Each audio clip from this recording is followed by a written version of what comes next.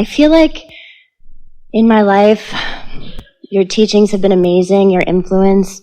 So many things are going so well, but I'm still having a hang up with money. It doesn't flow easily.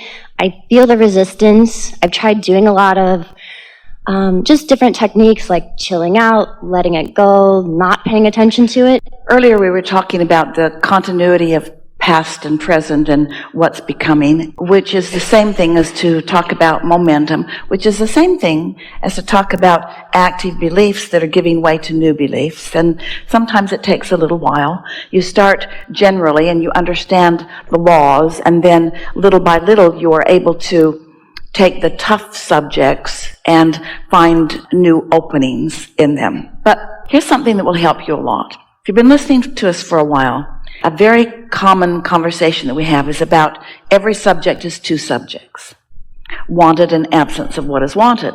So like the stick that says abundance, on one end of it is abundance, and on the other end of it is lack of abundance. And most people don't realize that when they activate the subject and pick up that stick, that it begins right away to vibrate where it usually vibrates, where you've most practiced it. And it's logical that money would be something like that because it affects you in so many different ways and has affected you and those who came before you and those who came before you. And you could have been taught your understanding of money from your mother who got it from her mother who got it from her mother. There's something about sort of passing things on that is really worth thinking about, not doing anymore. So, Right. Some of it's wonderful, some of it not so wonderful, and you can tell by the way it feels. So it feels logical to pick up that stick and try to think about the money end of it. But if you are accustomed to thinking about the not enough money end of it, then you're just doing lip service. You're trying to smile the smile and say it right. And while it can be helpful to appreciate the abundance that you do have and notice those things, still, if you've got something stuck in your vibrational craw, it takes a little while for it to loosen up. So we've been saying, and this is helpful, to realize that in that pile where that stick is, there are other sticks. And on some of those sticks, with what is wanted on one end and the absence of it on the other, you're already vibrating on the end of the stick of what is wanted. You just said that to us. So many things in my life are going really well. So you could pick up many of those other sticks and focus on those or daydream about those. Your inner being is offering you thoughts about those things all the time. And an interesting thing happens. When you focus upon this end of any stick, all of the ends of all of the sticks are influenced because you're focused upon this end of the stick. Doesn't matter what the subject is, it just matters what your vibration is. Does that make sense? So if you are finding appreciation for this and this and this and this and this and this, but so many people are trying to solve the problem. So you keep focusing on the other end of the stick by trying to solve the problem, where if you were just focusing on the ends of the subjects of the sticks that feel good, that money stick would take care of itself. Really it would.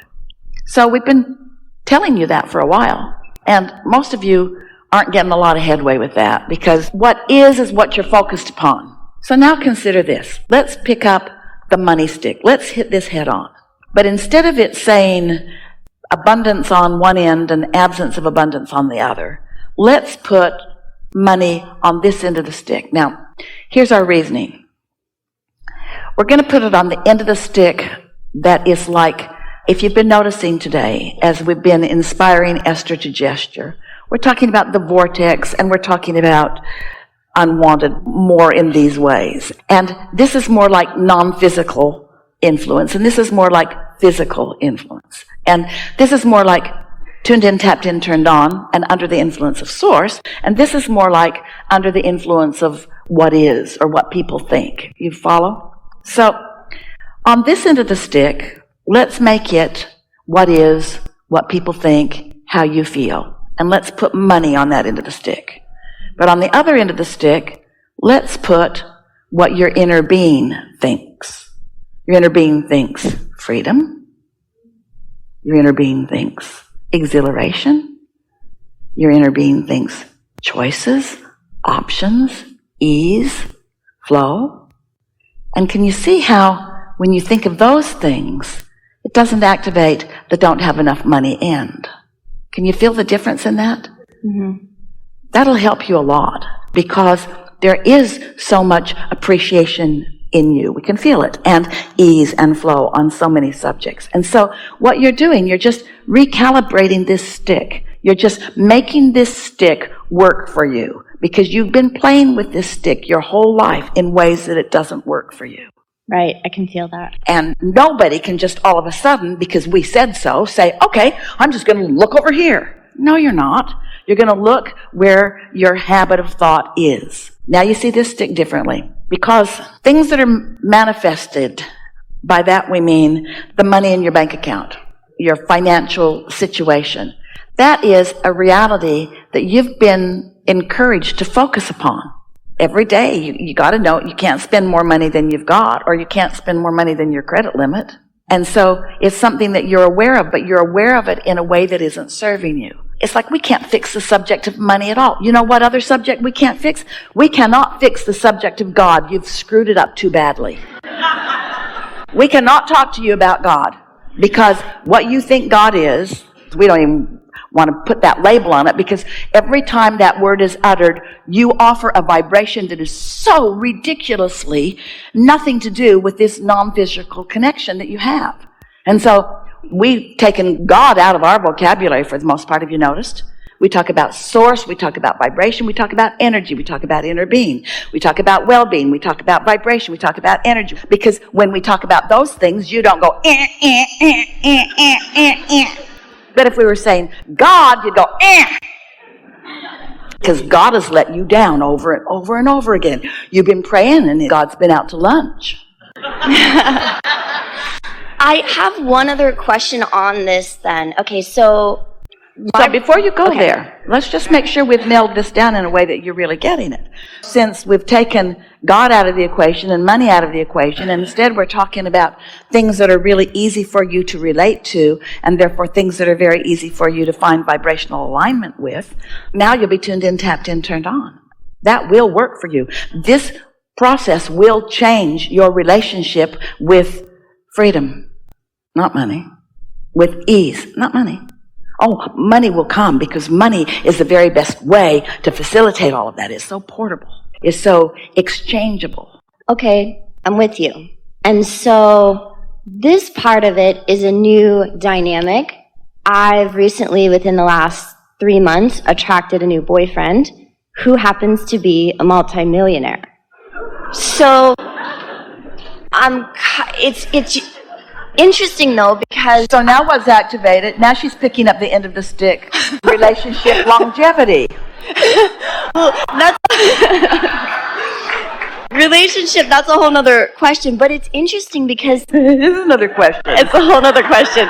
Insecurity is insecurity. If you were tuned in, tapped in, turned on, isn't your money problem sort of solved? Well, okay, right. Why are you not letting it be solved? Why are you not letting the money that is flowing to you through the path of least resistance, why are you not letting it in? What is stuck in your vibrational craw? And I wonder if it's like something from something my parents taught me or whatever. I try not to stay in the past, but I'm aware. What it is you have this, I've got to earn it thing. But there's no earning, there's just attracting. The lottery is attracting. Marrying someone really rich is attracting. Stumbling over a pile of money in the ditch is attracting. Finding a diamond ring under a bush is attracting. Robbing a bank, not so much. I get you. Okay, so yeah, and I feel that it's, yeah, okay, so I've attracted him, which is actually... If you were really talking about this in the way that your inner being is, you would say, formerly I've kind of worried about money, but I kind of got my act together and I was vibrating on the other end of the stick and feeling really good about things and tuned in, tapped in, turned on, and the solution came. But I don't want him to think that I care about his money because I like him for him. So what's wrong with my deal there? I know, right? Well, Well, what it is, it's all right, but you're just doing what humans sort of naturally do, where you're caring about what someone thinks, because you don't know what he thinks. You're just thinking about what you're thinking he's thinking about. So what he's thinking isn't messing up your vibration. What you're thinking about what he's thinking is messing up your vibration. So you're just doing the same thing with this boyfriend as you've been doing with money. You're focusing on it in a way that doesn't feel good to you, and thinking that you need to adjust to it not feeling good. It's never going to feel good. We would like you to all get to a place where you're accepting that well-being is raining down on you and around you through the path of least resistance, and that's always the way that it is. That would be like you planting a garden and there's a mountain stream running by, and you tap into it and you say to the vegetables in your garden, newly planted, I feel a little guilty about this water coming to us with such ease. Maybe we should go through a few droughts together.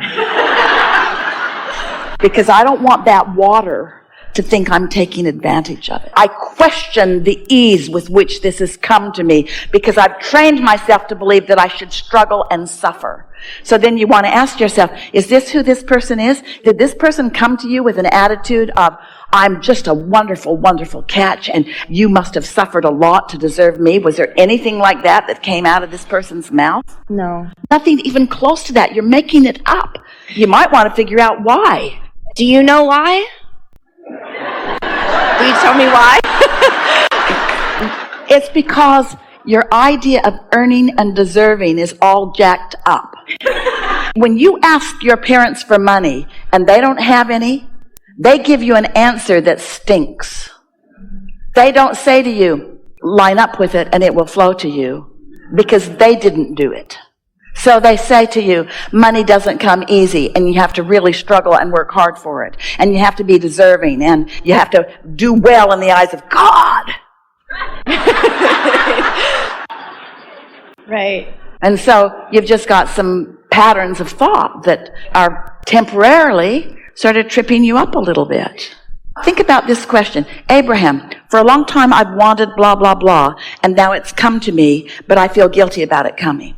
Because it came so easy. You're right. No, I'm with you. It's true. Yeah. I have to get over that earning, and I have to like work hard and like, oh, how could I just attract this multimillionaire? Now I can have anything I want. It came so easy. Let's focus on those words. It came so easy. What's wrong with that statement? Everything is wrong with that statement. What humans want to say is hard work, struggle, and sacrifice, and then, if you're really lucky or really particularly good, maybe some abundance will come to you, but not likely. Mostly you have to croak, and when you get into heaven, the good stuff will come, provided you've been good. So, you've got all this stuff going on within you. We're surprised that any of you let anything good in, because you have this long practiced attitude of needing to prove your worthiness to a God, we're choking on that word, to source energy who's never asking you for the proof. Look at it this way. Abundance is raining down on all of you, and it's like you've got umbrellas up, not letting it in. And then somehow you get feeling a little better, and you put your umbrella down, and some of the delicious abundance rains down on you. You go, whoops, sorry, I'm used to blocking that. It feels more virtuous to block it. I shouldn't let it in. It speaks to the money shortage consciousness that is rampant in your environment, that most of you have been practicing for quite a while. It's like you think that there's this finite pie, and that if you take a big slice of it, that you're depriving others of their slice of the pie. But that's not the way this energetic pie, this pie expands to the degree of your asking. The pie is enormous. If you could see this pie accurately, it's the biggest pie. Esther can't find words to describe the infinitely big nature of this pie. And as humans on the planet, you're eating a slice out of it that's so infinitesimal we can't even find a measurement small enough to talk about it. And you're worried about you taking too much of a pie that hardly anybody else has even dipped into at all. And because they don't seem capable of dipping into the pie, they're trying to get you not to either. Have you seen this pie? No, you haven't. We've seen the pie. We've seen the pie. It's time for you to start cashing in your vibrational chips, you see. And what difference does it make through what avenue it flows?